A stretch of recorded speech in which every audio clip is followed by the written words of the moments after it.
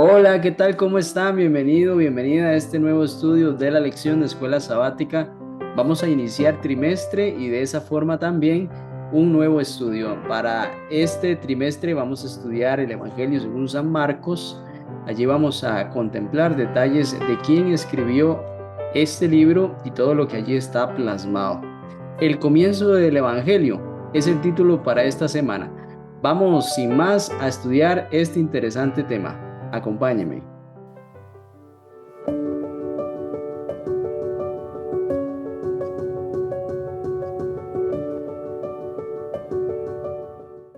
Bien, ya estamos de regreso. Gracias por continuar. Vamos a orar para iniciar. Oh Dios Padre, te damos la gloria y la honra a ti, oh Dios. Gracias, Señor, por esta hermosa oportunidad que nos das de iniciar estudio en el libro de San Marcos, Evangelio según San Marcos. Vamos a estudiar, oh Dios, creemos que hay grande bendición para cada uno de nosotros. Límpianos de todo mal. Ayúdanos a que tu Santo Espíritu descienda y podamos discernir lo que allí tienes para nosotros. En el nombre de Jesús. Amén. Bien, vamos a repasar, como ya es costumbre, el texto a memorizar. Son dos versículos y justamente los encontramos en el libro del Evangelio según San Marcos, capítulo 1, versículos 14 y 15. Dice así la palabra del Señor. Después que Juan fue encarcelado, Jesús vino a Galilea predicando el Evangelio del reino de Dios. Y decía, el tiempo se ha cumplido, el reino de Dios está cerca, arrepiéntanse y crean al Evangelio. Una llamada directa de Jesús en el contenido de este mensaje que traía. Arrepiéntanse y crean en el Evangelio porque el reino de Dios se ha acercado. Esto sucedió después de que Juan el Bautista fue encarcelado. Bien, una pregunta fundamental es quién escribió el Evangelio según San Marcos. ¿Quién escribió este Evangelio? Bueno, ninguno de los Evangelios en sí registra el nombre de su autor, sino dice Evangelio según San Juan, Evangelio según San Mateo y Evangelio según San Marcos, también Evangelio según San Lucas. El que más se acerca en esta referencia o mención del autor directo es el Evangelio según San Juan, porque este hace una aclaración de el discípulo amado. El discípulo amado es conocido como Juan. Y en Juan capítulo 21 y versículo 24 dice, este es el discípulo que da testimonio de estas cosas y escribió estas cosas y sabemos que su testimonio es verdadero. Él está diciendo aquí, este es el discípulo amado el que escribió estas cosas, o sea, ese evangelio propiamente, el de según San Juan.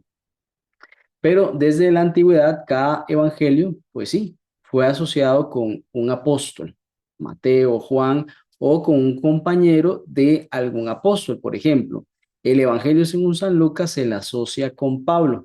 ¿Por qué? Porque Pablo tenía bastante compañía de Lucas en los viajes que se registran, por ejemplo, en el libro de los Hechos. Allí también hay otras menciones en las cartas de Pablo, por ejemplo, Colosenses capítulo 4, versículo 14, dice, saluda a Lucas, el médico amado y demás.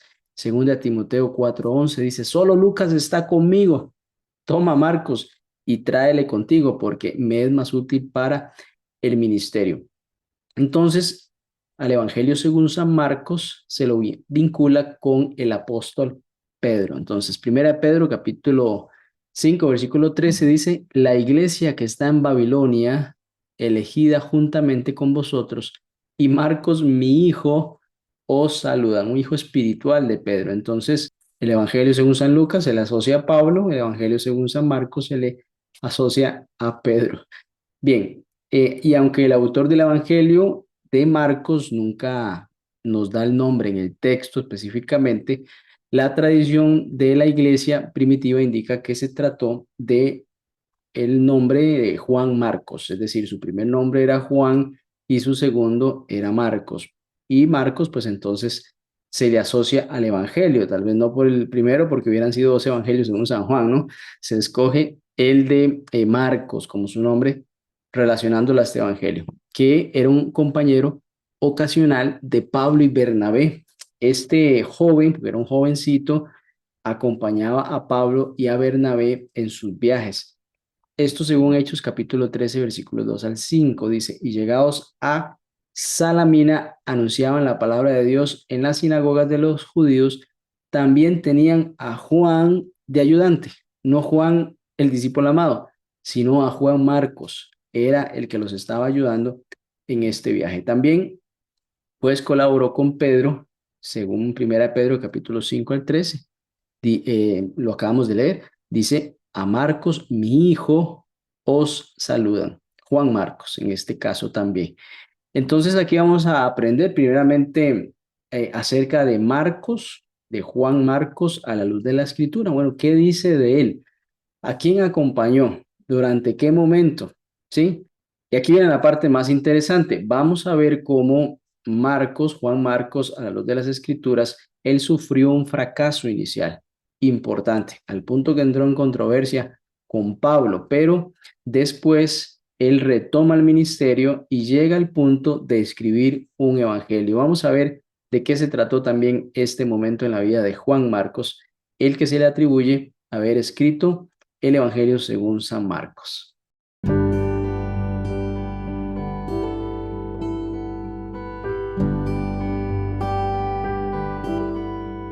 En Hechos capítulo 12 nos habla acerca cómo Pedro salió de la cárcel porque un ángel le liberó.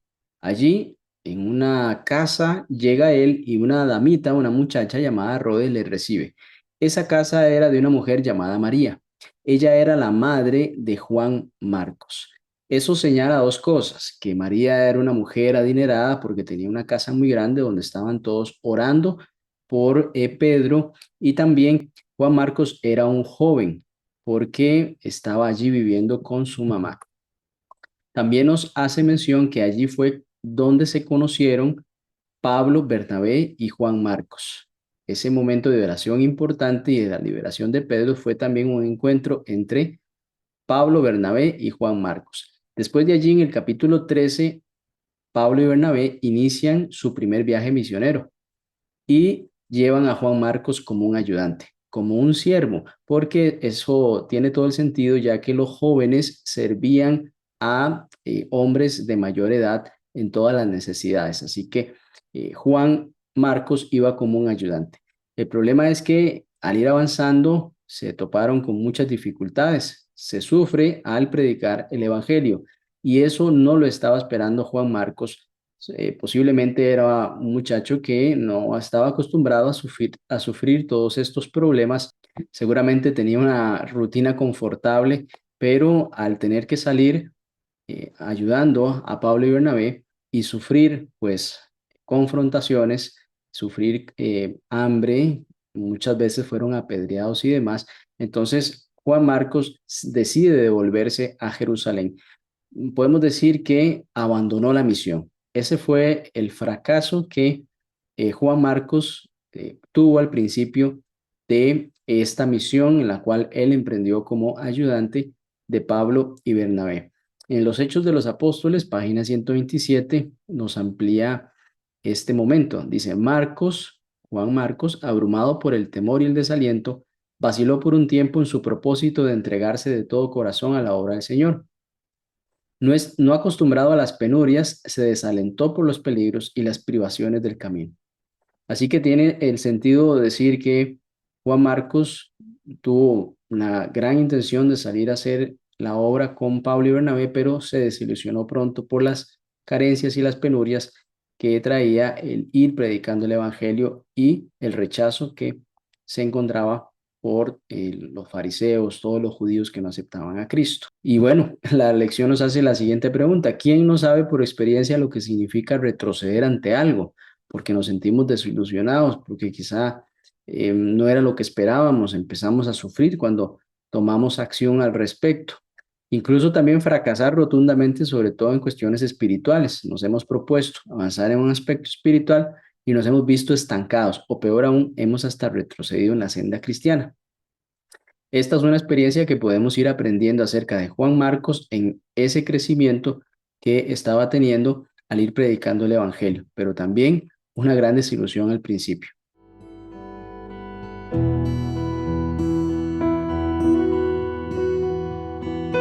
Una segunda oportunidad. Vamos a ver de qué se trata. En Hechos capítulo 15, versículo 36 al 39, Pablo deben emprender una misión de ir a visitar a todas las iglesias de los hermanos que aceptaron a Cristo y formaron una iglesia respectivamente.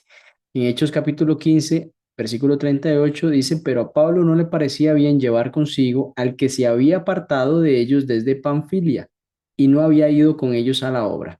Este era Juan Marcos cuando se había devuelto a Jerusalén, pues en desilusión de todo lo que estaban atravesando. Era un muchacho joven. Pablo en esto fue categórico, yo no quiero que vaya conmigo.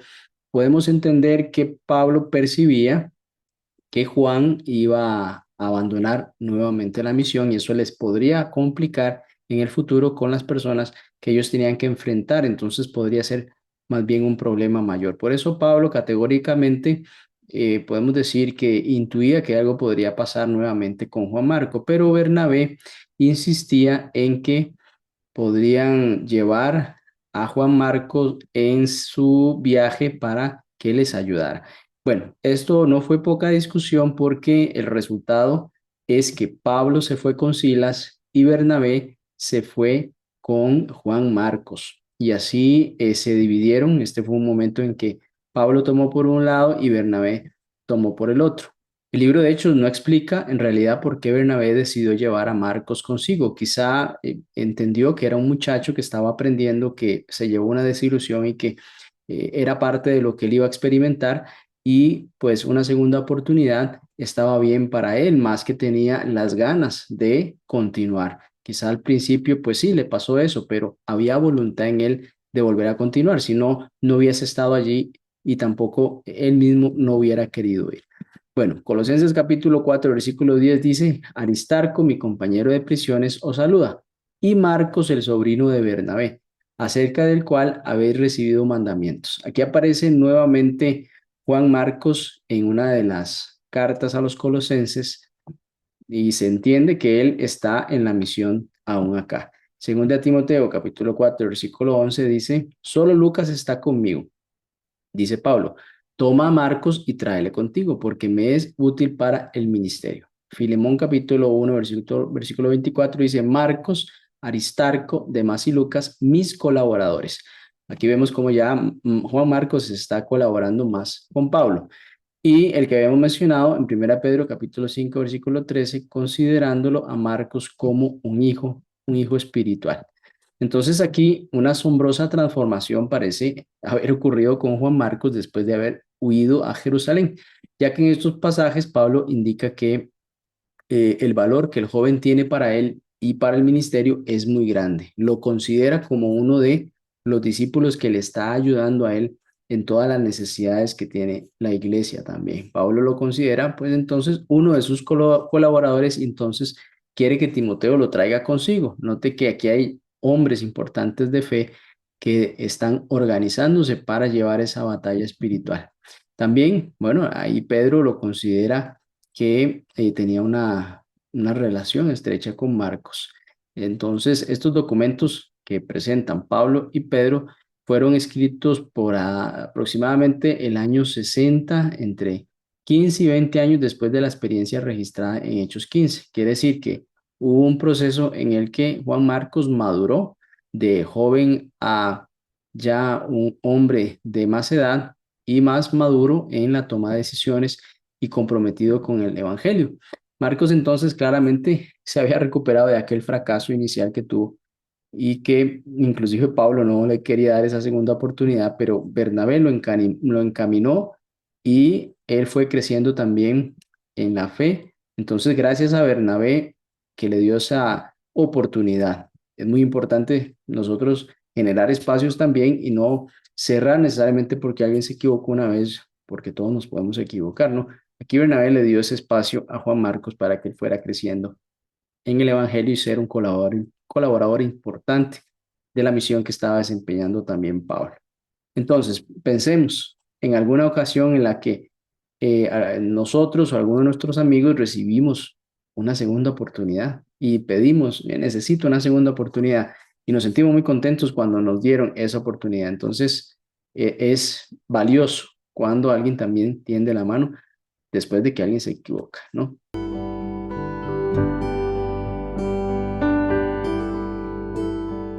Marcos capítulo 1, versículo 1 al 8, iniciando este evangelio, aquí aparecen varios personajes que menciona el escritor. En Marcos capítulo 1, versículo 1 es Jesucristo mencionado aquí, pues dice principio del evangelio de Jesucristo y le da la característica de Hijo de Dios. Dios el Padre implícito en la palabra. Marco 1, versículo 2 dice, como está escrito en Isaías el profeta, he aquí yo envío mi mensajero delante de tu faz, el cual preparará tu camino delante de ti. Y el predicador, en este caso, el que trae este mensaje poderoso, es Juan el Bautista, como pues el sujeto principal de la última sección de este pasaje. Entonces también podemos ver que Marcos capítulo 1, versículos 2 y 3 va a contener una cita que hace énfasis en el Antiguo Testamento, como la que el evangelista describe en lo que ocurrirá el relato. La cita es una combinación de frases de tres pasajes. El primer pasaje es Éxodo 23:20, donde dice, he aquí yo envío mi ángel delante de ti para que te guarde en el camino y te introduzca en el lugar que yo he preparado. También utiliza Isaías capítulo 40 y versículo 3, que dice, voz que clama en el desierto, prepara camino a Jehová, enderezad calzada en la soledad a nuestro Dios. Y utiliza también Malaquías 3, capítulo 3 y versículo 1. Dice, he aquí yo envío a mi mensajero, el cual preparará el camino delante de mí y vendrá súbitamente a su templo el Señor, a quien vosotros buscáis, y el ángel del pacto, a quien deseáis vosotros. He aquí viene, ha dicho Jehová de los ejércitos. Estos tres versículos, el primero, pues se refiere a un ángel que Dios va a enviar delante del pueblo de Israel. ¿Eso era para qué? Para conducirlos a la Canaán, a la tierra prometida. En Isaías capítulo 40, versículo 3, lo que hace es una descripción de Dios presente en el desierto para que se pueda dar un camino, para que se prepare un camino eh, y que su pueblo pueda pasar por allí. Malaquías capítulo 3, versículo 1 se va a referir a un mensajero que va delante del Señor para preparar su camino. Entonces, estos tres pasajes hablan de un viaje que se debe emprender. Ese viaje que diferentes etapas de la Biblia ha tenido que hacer el pueblo de Dios. El texto de Isaías también tiene muchos vínculos con el ministerio de Juan el Bautista y también se enfoca en el camino del Señor. Y lo que nos muestra la cita de Marcos, capítulo 1, versículo 2 y 3, es como Juan el Bautista hace un llamado al arrepentimiento, a abandonar el pecado y a volverse a Dios. Y lo hace vestido como el antiguo profeta que era Elías, el primer Elías, Elías Tisbita. Segunda de Reyes capítulo 1:8 describe cómo se vestía Elías Tisbita y cómo también se vestía Juan el Bautista, llamando al arrepentimiento principalmente y proclamando que venía uno que era superior a él. Así que ese que iba a venir iba a ser más poderoso que él, iba a ser el Cordero de Dios que quitaba el pecado del mundo. Y esta declaración entonces de que no es digno de desatar siquiera la correa de las sandalias del que vendría, demuestra esa exaltada perspectiva que tenía Juan el Bautista de Jesús.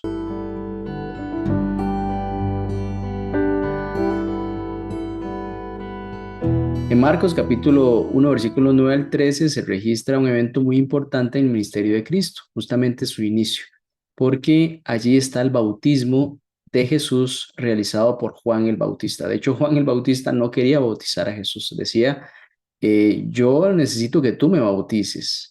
Y Cristo le dijo, es necesario que sea así para que toda justicia sea cumplida. Y así sucedió.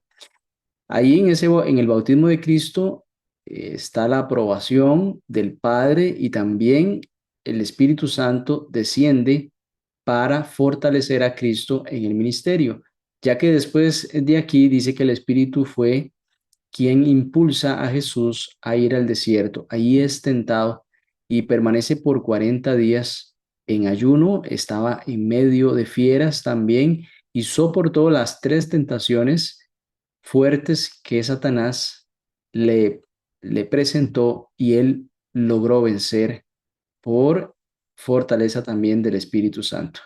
Dice Marcos capítulo 1, versículo 12, que el Espíritu Santo lo impulsó a él a ir allá. La presencia del Espíritu Santo aquí ilustra su poder en la vida de Jesús. Era muy importante, así como para usted y para mí, esa parte humana que tenía Cristo tenía que ser fortalecida por el Espíritu Santo, así también nosotros necesitamos el Espíritu Santo para poder sobrellevar las pruebas y las batallas presentes. Aquí vemos cómo el Señor está iniciando el viaje de su ministerio. Inmediatamente pues se enfrenta a Satanás. Se enfrenta a Satanás estando débil en la carne, pero fortalecido en el espíritu. Así que este aspecto de la lucha en esta escena se muestra mediante esta referencia de que hay 40 días que Cristo está allí y está débil. Una característica muy inusual también que menciona aquí Marcos es la presentación de Cristo como un personaje que también es divino, pero a la vez es humano. Entonces, como divino, claro, Cristo es el Mesías y es anunciado por el mensajero que es Juan el Bautista. Pero también vemos cómo es bautizado por Juan y no a la inversa. Es muy interesante eso. Es impulsado por el espíritu, ya hablamos de esto, tentado por Satanás, ahí está la parte humana, está con animales salvajes y es atendido por ángeles. Note aquí todas estas características entre humano y también divino. ¿Y por qué estos contrastes? Menciona aquí la lección. Esto apunta a la asombrosa realidad de Cristo, nuestro Señor y Salvador, nuestro Dios, y sin embargo también un ser humano que es nuestro hermano y que también dice la palabra, se compadece de nosotros porque fue tentado en todo, mas no pecó. Podría entonces abarcar completamente esta idea con nuestra mente, podemos imaginar esto, no es posible abarcarlo en su totalidad, pero es algo que aceptamos por la fe y claro, nos vamos a maravillar porque esta verdad nos revela acerca del amor de Dios hacia la humanidad, porque de tal manera amó Dios al mundo que dio a su Hijo unigénito para que todo aquel que en él cree no se pierda, mas tenga vida eterna. Aquí también Juan el Bautista mencionó, he aquí el Cordero de Dios que quita el pecado del mundo. Esa era la mejor noticia que teníamos nosotros como una raza caída en el pecado. Necesitamos un Salvador, necesitamos una expiación verdadera. ¿Qué piensa usted acerca del asombroso amor de Dios? Ese hecho que, aunque Jesús es Dios, no escatimó en hacerse hombre y también siervo y tener la muerte en la cruz. Y estuvo dispuesto a asumir nuestra humanidad a fin de que los pecados suyos y míos fueran cargados sobre él y así poder expiar nuestros pecados y salvarnos. Es algo muy importante y muy bonito de reflexionar.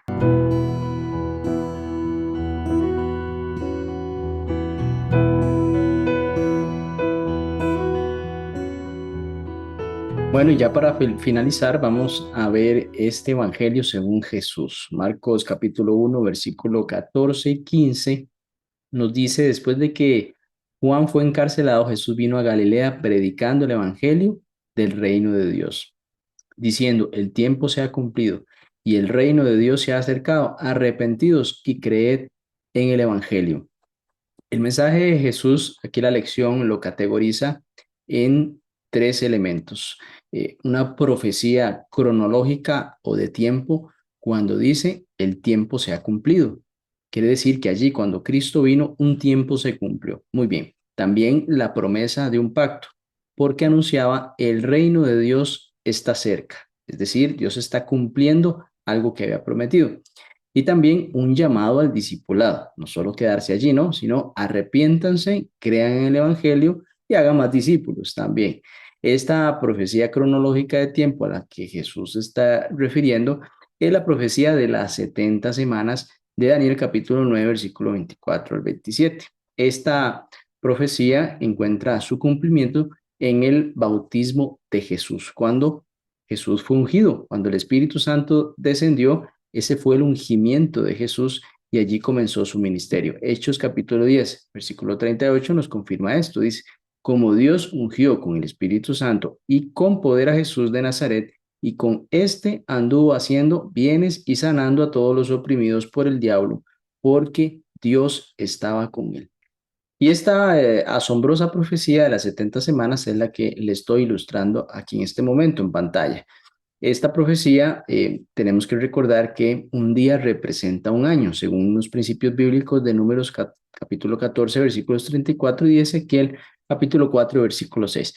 Esta profecía comienza en el año 457, eso sí, sería antes de Cristo. Esto con el decreto emitido por Artajerjes, quien era el rey de Persia en ese entonces, para completar la reconstrucción de Jerusalén. Y esto, para entenderlo mejor, tendríamos que irnos a Esdras capítulo 7.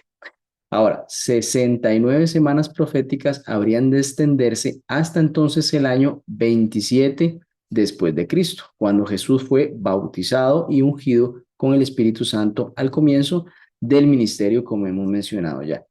Y entonces la terminación de qué? De la última semana, por supuesto, de estas 70 semanas, porque llevábamos 69, ocurrió en el año 34 después de Cristo. Aquí, cuando Esteban fue apedreado y el mensaje del evangelio comenzó a ser predicado a los gentiles. Ya no únicamente era hacia los judíos, sino también ahora a los gentiles. Y ahí también se levanta el apóstol Pablo como el apóstol de los gentiles, como él así se llamaba. Y también aquí entonces la pregunta que nos hace la lección: ¿cuándo fue la última vez que estudiamos la profecía de las 70 semanas? Es algo muy importante. ¿Saben por qué? Porque en la historia han habido supuestos mesías, pero ninguno cumple con haber nacido justamente en el momento que debía de nacer, de acuerdo a esta profecía de las 70 semanas, y también que cumpliera su ministerio con el ungimiento y también con la muerte y después con el apedreamiento de Esteban. Esa era la forma en que Dios, que es el único que conoce el futuro, iba a mostrar en la historia quién iba a ser el verdadero Mesías. Cualquier otro que hubiese nacido fuera de este tiempo, pues es una farsa, porque precisamente Dios la puso en el futuro, en aquel momento de la historia, para que no hubiese nadie que pudiera atribuirse eso, sino el verdadero Hijo de Dios, en este caso Jesucristo. Así que les invitamos siempre a estudiar la profecía bíblica. Es muy importante para entender los tiempos en los que estamos. El tiempo se ha cumplido, dijo Jesús. Eso era justamente, estaba haciendo referencia a la profecía de las 70 semanas. Y recordemos también una pincelada: las 70 semanas son parte también de 2300 días que se cumplieron en 1844, pero eso es otro estudio relacionado al santuario celestial y la purificación, que pues también hemos estudiado en algún momento. Muy bien, vamos a terminar este estudio y vamos a pedirle a Dios que nos ayude a dimensionar siempre de una mejor forma su palabra, ponerla en práctica, es muy importante, y también para encontrarnos la próxima semana en el siguiente estudio. Vamos a orar. Oh Dios Padre, alabamos tu nombre hoy y por siempre. Gracias por los evangelios que nos muestran a Cristo en el ministerio que Él desempeñó. Gracias porque todas las profecías mesiánicas apuntaban al Cordero de Dios, quita el pecado del mundo, y que hoy tenemos la dicha de gozar de estas bendiciones, del conocer de Jesús, de recibir los dones del Espíritu Santo, de poder enseñarle a las demás personas con la profecía de que Cristo es el Señor, de que es el Hijo de Dios verdadero y que vino al mundo para salvarnos del pecado, expiar nuestras faltas. Y te damos muchas gracias porque también podemos alabarte con nuestra familia y poder gozar de estas bendiciones con los hermanos. En el nombre de Jesús, amén. Muy bien, nos vemos la próxima semana, si así Dios lo permite.